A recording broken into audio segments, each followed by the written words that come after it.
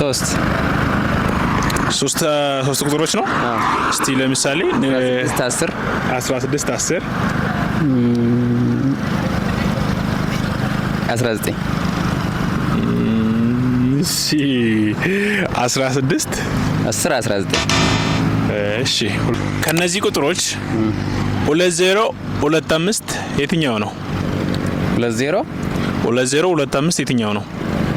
ዲ አዎ 2025 አዎ ስንት ቁጥሮች እዚህ ምስል ላይ አሉ?